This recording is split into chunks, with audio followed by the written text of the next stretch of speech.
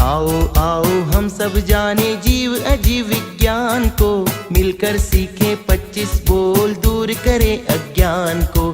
सीखे तत्व ज्ञान जाने तत्व ज्ञान, सीखे तत्व ज्ञान जाने तत्व ज्ञान। आओ आओ हम सब जाने जीव अजीव विज्ञान को, मिलकर सीखे 25 बोल दूर करे अज्ञान को। सीखे तत्व ज्ञान जाने तत्व ज्ञान, सीखे तत्व ज्ञान जाने तत्व ज्ञान।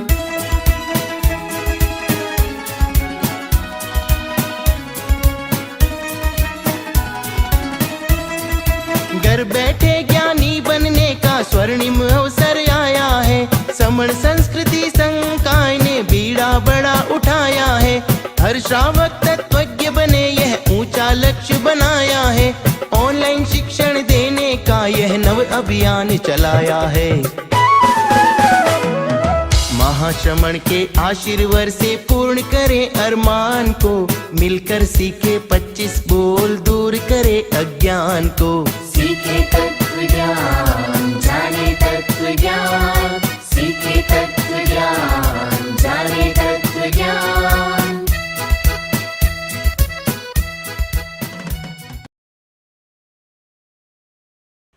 जय जिनेन्द्र। जैन दर्शन के अनुसार भगवान महावीर ने 2 प्रकार के धर्मों का निरूपण किया है, अनगार धर्म और आगार धर्म। इसी को आचार्य भिक्षु ने रत्नों की माला कहा है। अनगार धर्म को बड़ी माला और आगार धर्म को छोटी माला कहा है।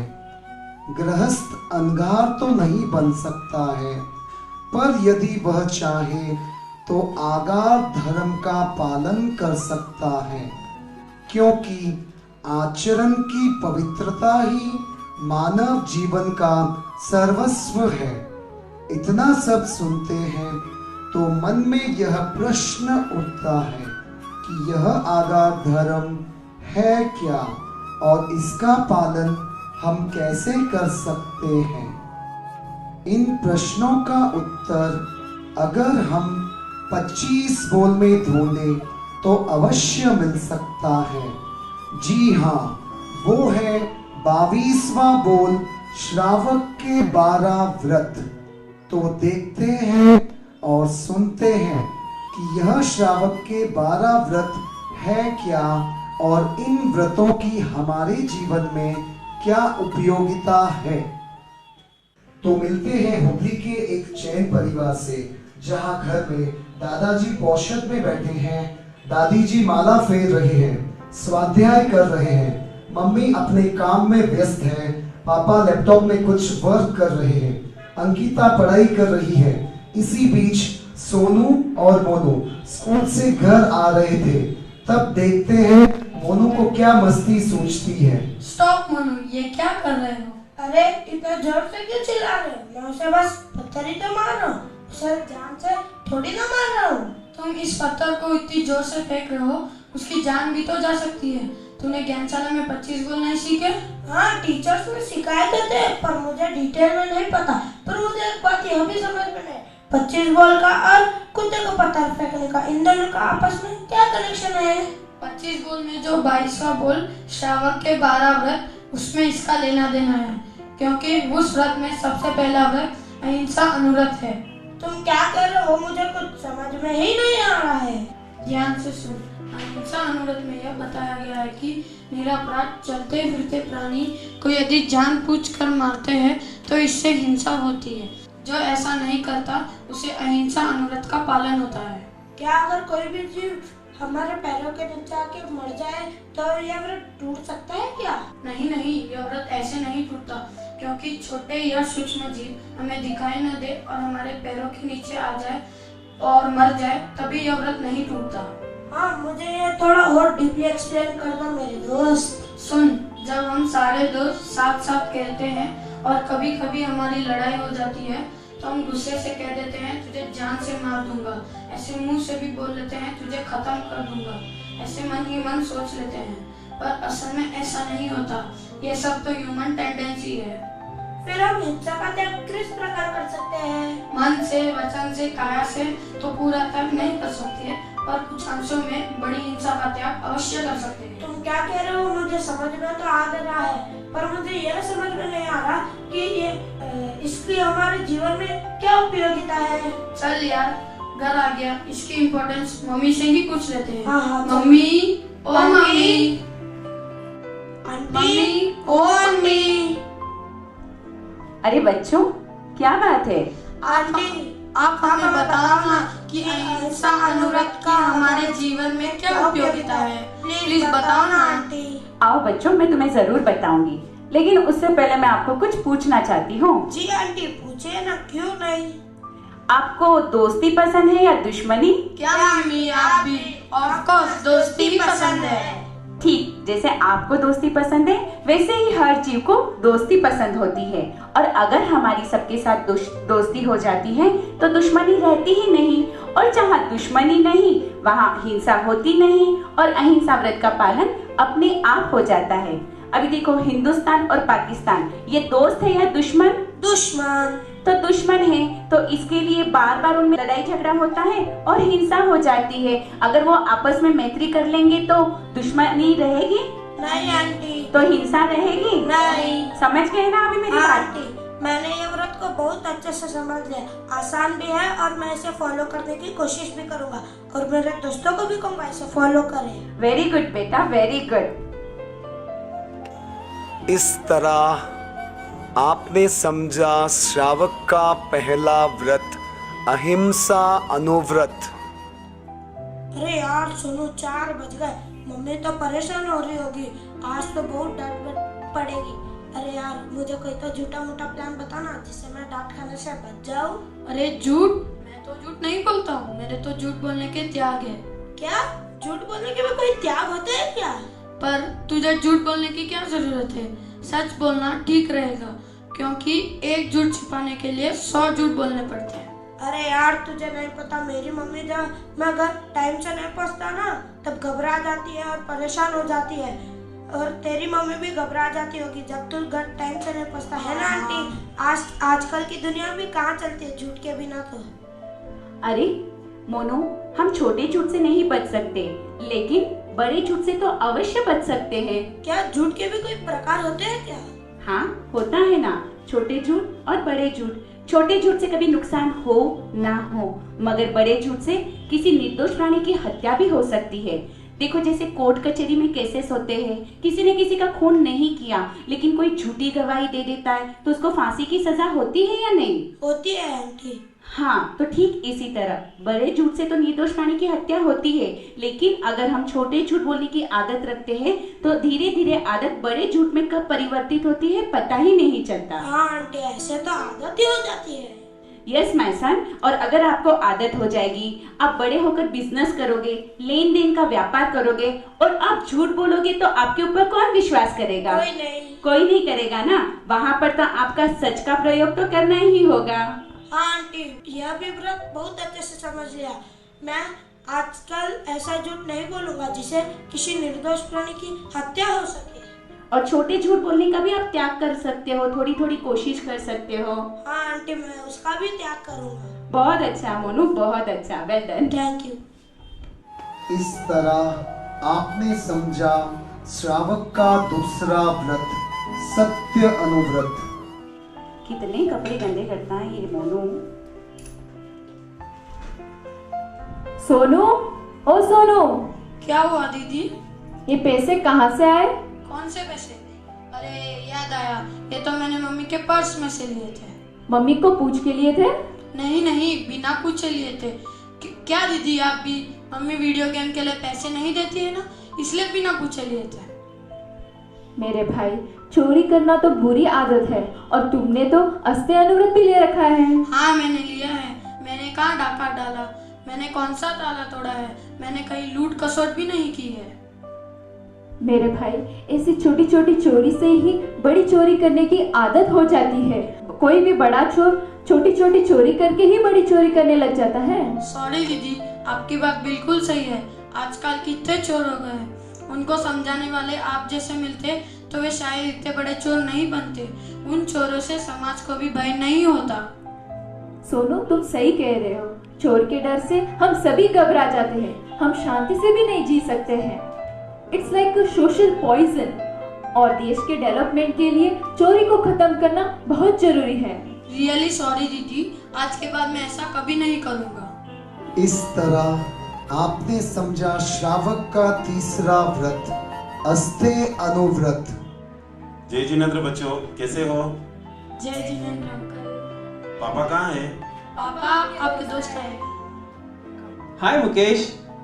हाय मनील, कैसे हो? बस ठीक हूँ, तू कैसा है? एकदम बढ़िया यार। हाँ बैठ ना। क्या बात है मनील, बहुत सुस्त लग रहे हो। हाँ यार, थोड़ा बिजनेस का टेंशन और क्लाइमेट भी तो चेंज हो रहा है ना, इसलिए थोड़ा सुस्त था।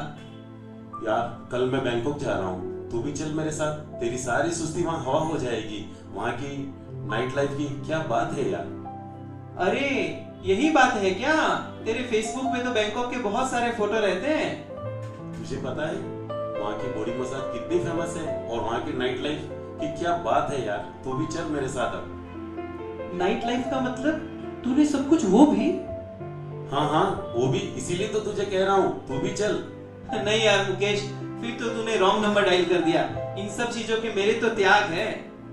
इसका क्या मतलब भाई? इसका मतलब मेरे परस्त्री गमन का त्याग है। मेरी पत्नी के अलावा किसी और स्त्री के साथ वैसे वाले रिलेशनशिप रखने के त्याग है। और तो और मेरी पत्नी के साथ भी मेरी मर्यादा रहती है। इससे क्या होता है भाई? इससे जो श्रावक के 12 व्रत हैं, चौथा व्रत ब्रह्मचर्य का पालन होता है। पर इससे तुझे क्या फायदा? इससे मेरी एनर्जी वेस्ट नहीं होती और बहुत सारे फायदे हैं। चाहे तो तू भी इसका पालन कर सकता है। हाँ हाँ मैं भी कोशिश करूंगा। हाँ, और पता है इससे मेरा आत्मविश्वास कोई नहीं हिला सकता और मैं कभी भी स्ट्रांग और पॉजिटिव महसूस करता हूँ। हाँ हाँ ये सारी क्वालिटी तो है तुझ में यार। इसका असली राज मुझे आज पता चला है। मैं भी इस व्रत की पालन करने की कोशिश करूंगा। इस व्रत का पालन हम दोनों तो कर रहे हैं, लेकिन अगर पूरा समाज इससे जुड़ जाए तो आचरण की पवित्रता बनी रहेगी और समाज शक्तिवान बनेगा।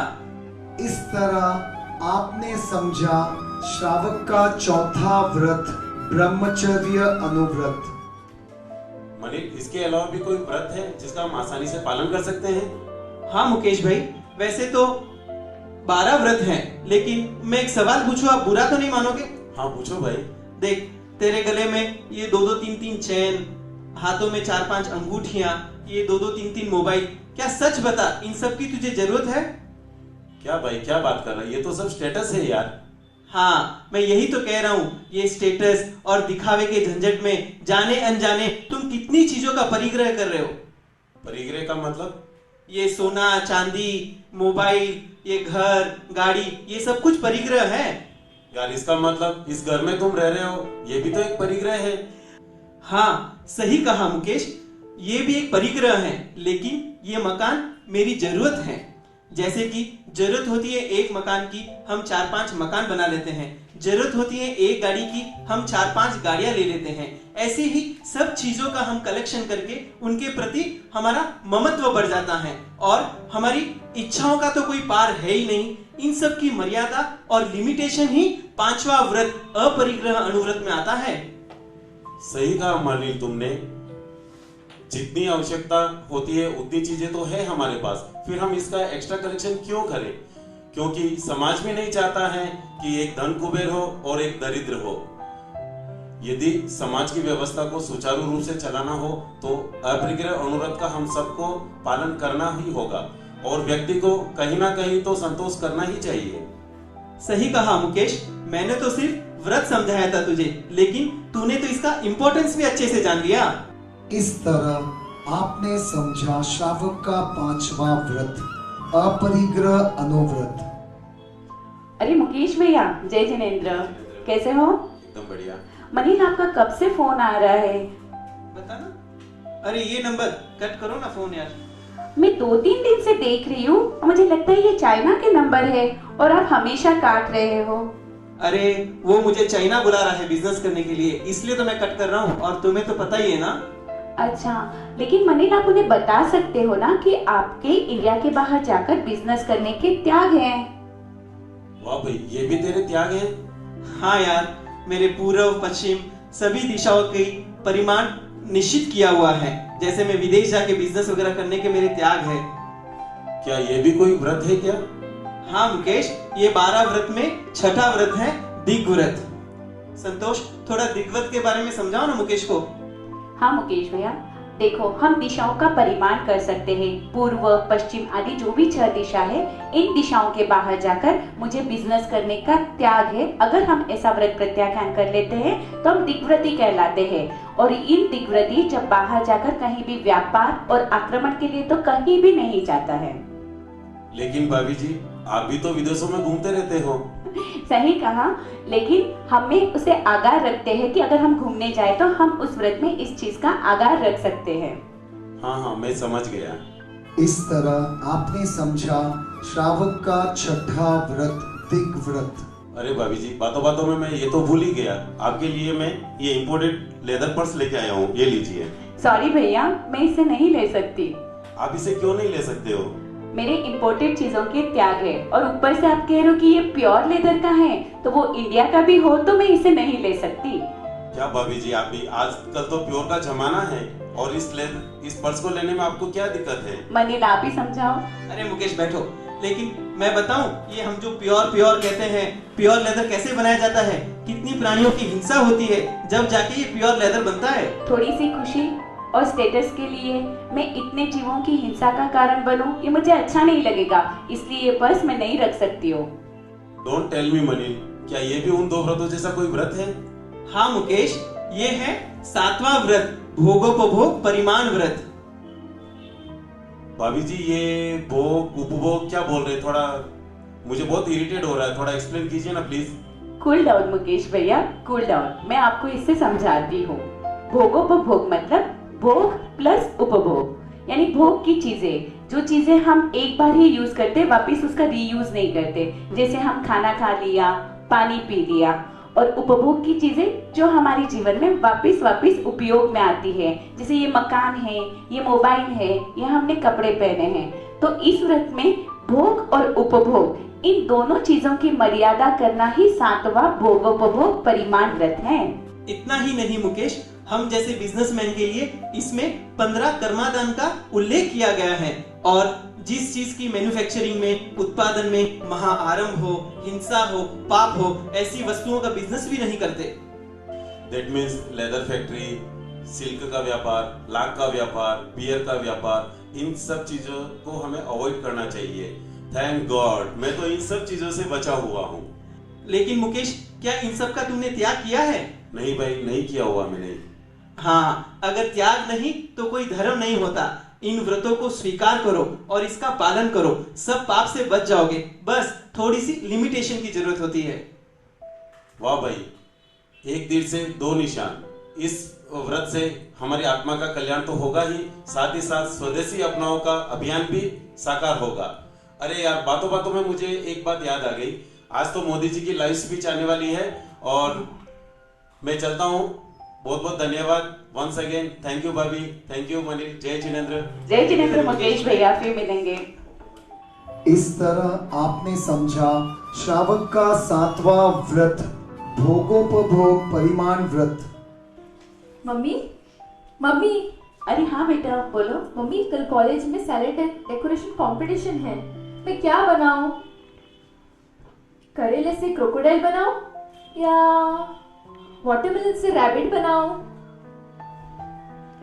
अंकिता बेटा, जरा इधर तो आना। हाँ दादी। क्या तेरा इस सलाद कंपटीशन में भाग लेना जरूरी है? दादी आप ऐसे क्यों पूछ रहे हो? नहीं, मैं इसलिए पूछ रही हूँ कि इसके मार्क्स क्या तेरे फाइनल एग्जाम में जुड़ेंगे? नहीं दादी। तो फिर बेटा, इसे सलाद कंपटीशन में पार्टिसिपेट करके अनर्थ हिंसा क्यों करती हो? अनर्थ हिंसा? ये अनर्थ हिंसा क्या होती है दादी? देखो बेटा, मैं आपको समझाती हूँ। आवश्यकता हो वो अर्थ हिंसा है, जहाँ अनावश्यक हिंसा होती है वो अनर्थ हिंसा है। जैसे देखो, हम खाना बनाते हैं, वो तो जरूरी है, कपड़े धोते हैं, बर्तन धोते हैं, इसके लिए सब जरूरी है। और एक बात सुनो, जब हम नहाने के लिए 1 बाल्टी पानी काफी होता है, हम क्या करते हैं 2 बाल्टी पानी से नहाते हैं, तो वहाँ अनर्थ हिंसा होती है। जैसे नल खुला छोड़ दिया, आप कितनी बार कमरे में लाइट चालू करके छोड़ के आ जाते हो, टीवी ऑन रह जाती है, तो ये सब अनर्थ हिंसा है बेटा।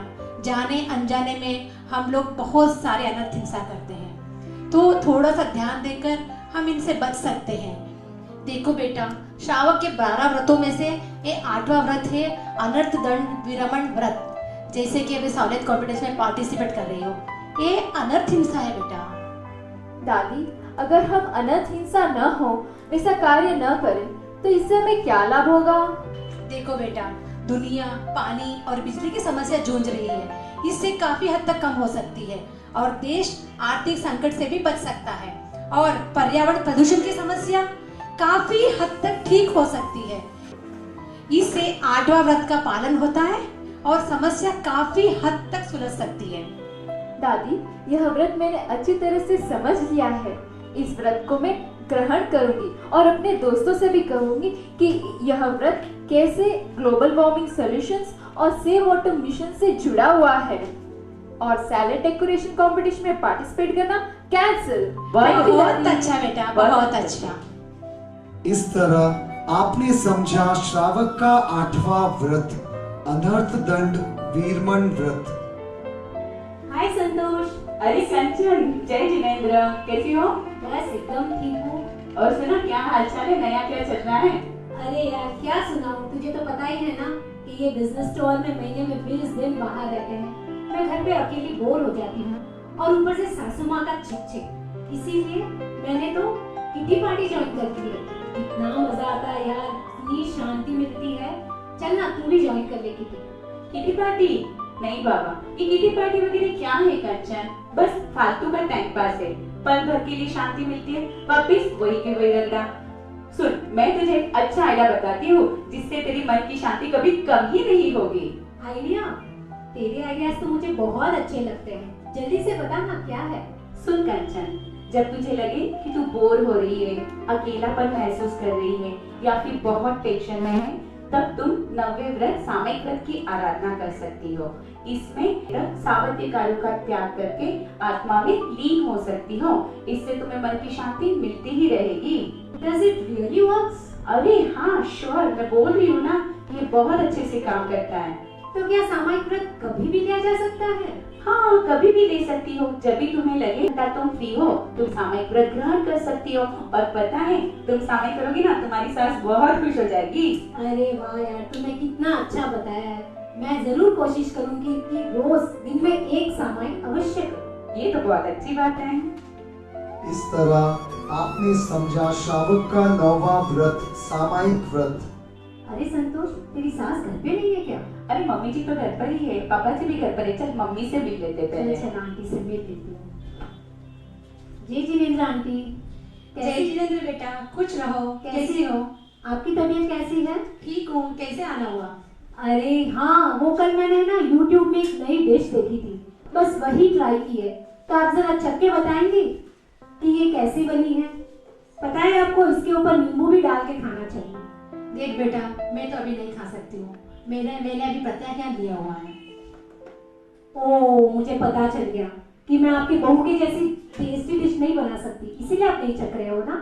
अरे बेटा, ये क्या कह रही हो? मेरे लिए तो आप और संतोष एक जैसे ही हो, मेरे मन में ऐसा कुछ नहीं है, लेकिन मैंने अभी प्रत्याख्यान ले रखा है। लेकिन जब मैं अंदर आ रही थी तब तो शायद मैंने देखा था कि आप कुछ खा रही थी। हाँ बेटा, उस टाइम तो मेरी पड़ोसी आई हुई थी, तो मैं नाश्ता कर रही थी। उसके बाद मैं कुछ नहीं खाती हूँ ना, इसलिए 3 घंटे का मैंने त्याग ले रखा है। 1 मिनट, खाना भी और त्याग भी? मेरे कुछ पल्ले नहीं पड़ा। एक बात पूछूं? हाँ पूछो। क्या तुम सुबह से शाम तक या देर रात तक कुछ ना कुछ खाती रहती हो? नहीं आंटी, मेरा तो खाने पीने का फिक्स टाइम टेबल है। जैसे सुबह 9 बजे नाश्ता करती हूँ, वैसे ही लंच और डिनर एकदम टाइम से करती हूँ। तो ठीक है, देखो, सुबह नाश्ता, दोपहर में खाना, इसके बीच में भी टाइम होता है, कुछ नहीं खाती हो। और दिन के खाने के बाद शाम को डिनर, उसके बीच में भी कुछ नहीं खाती हो। बहुत सारा टाइम ऐसे वेस्ट चला जाता है। तो इस टाइम में तुम त्याग कर लिया करो। त्याग चाहे 1 घंटे का हो या 1 दिन का या 1 वर्ष का, त्याग तो त्याग ही होता है बेटा। ये श्रावक के 12 व्रत में से 10वां व्रत देशावकाशिक व्रत का भी पालन हो जाएगा।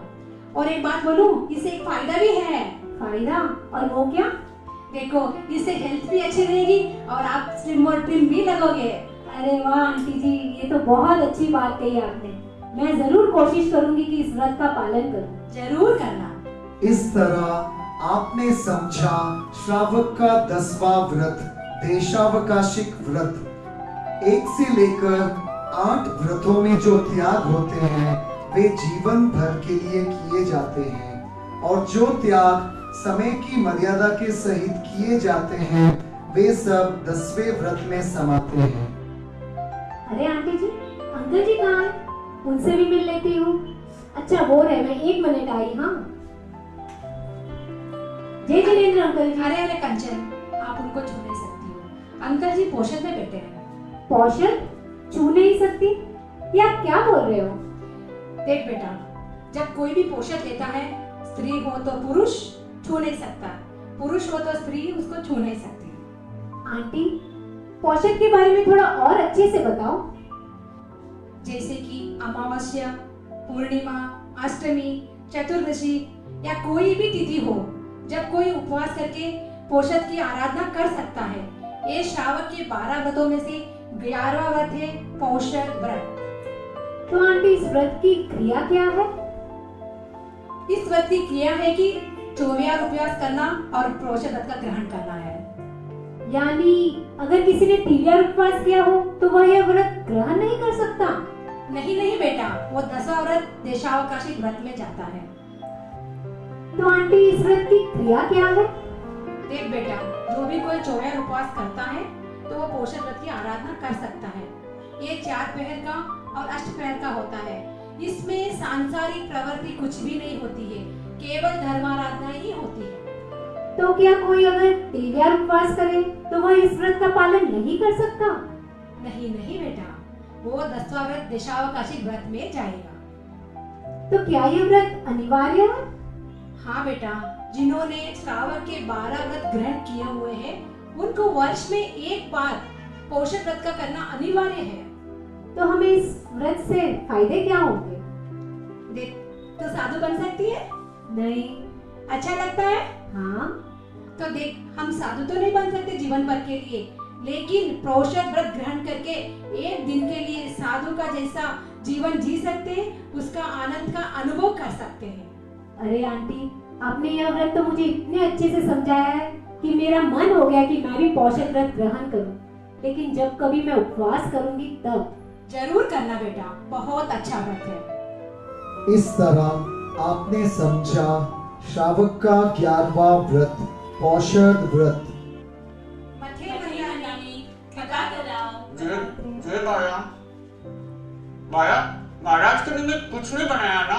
कुछ नहीं बनाया महाराज। तो इतनी तैयारी क्यों? मथेन मंदामी, आज हमारे घर पे मेहमान हैं, इसके लिए आपको जिस चीज की चाहना है उसकी कृपा कराओ मथेन मंदामी। महाराज, मेरे हाथ में भी एक डिब्बा है, इसमें से भी कुछ लीजिए। बहन, ये डिब्बे को थोड़ा दूर रखो। इस डिब्बे में मुझे कुछ सच्ची चीज नजर आ रही है। अगर ये डिब्बा सारे वस्तुओं को छू लिया तो सारी चीजें असुस्ती हो जाएगी। सचिव, असुस्ती? महाराज, आप ये क्या बोल रहे हो? सच्ची चीजों से घर सारा अस्वस्थ हो जाता है। क्या इस बहन को गोचरी की जानकारी नहीं है?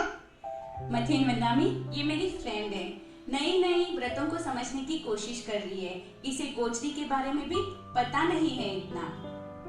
महाराज, आप गोचरी की प्रक्रिया जरा डिटेल से समझाएंगे?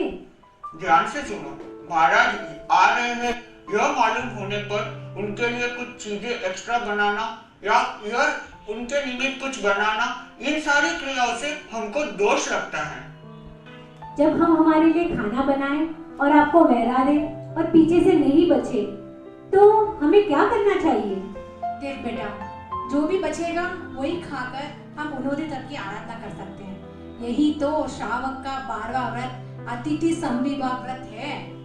तो क्या हम इसे दान कह सकते हैं? नहीं नहीं बहन, इसे दान नहीं कहा जाता है। जैसे भवरा एक ही फूल में से रस ग्रहण नहीं करता है, अलग अलग फूलों में से थोड़ा थोड़ा रस ग्रहण करता है, उसी तरह मुनिराज की भी गोचरी की प्रक्रिया है। अलग अलग घरों में से जो चाहिए वो जरूरत के हिसाब से थोड़ा थोड़ा ग्रहण करता है। यह हमारी प्रक्रिया है। महाराज, आपने गोश्री की प्रक्रिया तो बहुत अच्छे से समझाई, मैं धन्य हो गई। कृपा करें। इस तरह आपने समझा श्रावक का 12वां व्रत अदिति संविभाग व्रत। श्रावक के 12 व्रतों का विवेचन। इस संवाद में आपने देखा कि यह 12 व्रत ग्रहण करना कितना आसान है। कोई भी व्यक्ति आसानी से ग्रहण कर सकता है, लेकिन आज के इस वर्तमान युग में खुली भोगवादी मनोवृत्ति पनप रही है। आज हर व्यक्ति त्याग और परंपरा से कतरा रहा है और उसे आवश्यक भी नहीं समझ रहा है। इसी का परिणाम है कि अनियंत्रित वृत्तियां अपराध के क्षेत्र में खुला खेल खेल रही है। क्रूर हिंसा, झूठे जाली दस्तावेज, दिन दहाड़े धोखाधड़ी, व्यभिचार आदि वृत्तियां जो मानव को दानवता के रसातल में पहुंचाती है। इन कुवृत्तियों से बचने का सक्षम उपक्रम है त्याग और व्रत चेतना का जागरण। मानव अगर इन 12 व्रत की रेखाओं पर चले तो वह आदर्श त्यागी मानव की कोटि में प्रतिष्ठित हो सकता है। इन 12 व्रतों की आराधना मानव मात्र के लिए अपेक्षित है। अतः हर मानव त्याग निष्ठा, व्रत निष्ठा को जगाए और अपने जीवन में उतारकर मानव जीवन की सार्थकता सिद्ध करे। ओम अरहम, ओम अरहम। आत्मा 8 है, दंडक 24, लेश्या के हैं 6 प्रकार, दृष्टि 3 है, ध्यान 4 है, द्रव्यों के हैं 6 प्रकार, 12 व्रत श्रावक के होते, महाव्रतों के 5 प्रकार, 49 होते हैं भांगा चारित्र के 5 प्रकार। सीढ़ी दर सीढ़ी चढ़ जाए, पाए लक्ष्य महान को, मिलकर सीखे 25 बोल, दूर करे अज्ञान को, जाने तत्व ज्ञान, सीखे तत्व ज्ञान, सीखे तत्व ज्ञान, जाने तत्व ज्ञान। आओ आओ हम सब जाने जीव अजीव विज्ञान को, मिलकर सीखे 25 बोल, दूर करे अज्ञान को, सीखे तत्व ज्ञान, जाने तत्व ज्ञान, सीखे तत्व ज्ञान, जाने तत्व ज्ञान, जाने तत्व ज्ञान, जाने तत्व ज्ञान।